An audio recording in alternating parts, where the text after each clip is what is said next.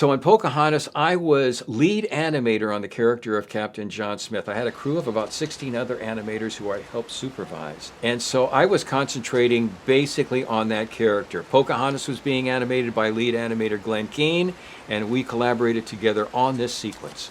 Now what's happening here is we're setting the tempo. It becomes very quiet. We're right on the heels of a big musical number, and we get very quiet because this is going to be the first meeting of Captain John Smith meeting Pocahontas. It's interesting because this was right after I came back to Disney Studios in 1992, and this was the assignment that they were promising me. It was great. I loved working on this character.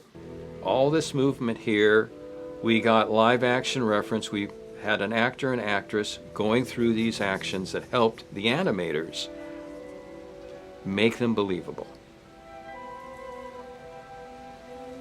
So she appears out from the bushes, sees no one there, thinking that he's gone. So the coast is clear, she crawls out.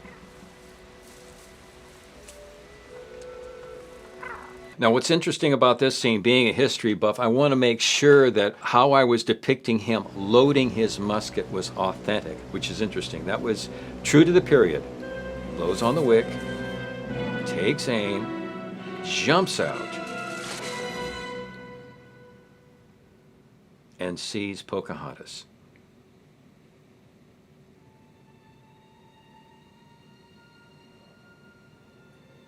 Now this is where an artist's drawing ability really comes into play, because both Glenn Keane and myself, this was our sequence, and we had to make sure that this drawing was on point. You don't want a person's face moving at a different speed than his nose, mouth, or eyes. Everything had to be anchored perfectly. You had to make sure that the character was not only drawn well, but had the correct weight and the locomotion of him standing up and then him placing his musket down as he steps forward towards her. And you know, this scene spent a lot of time on his facial expression, on what his lips are doing, and you know, in opening up and closing, his eyes, the stare, how big those pupils get when he's, you know, taken aback by her beauty.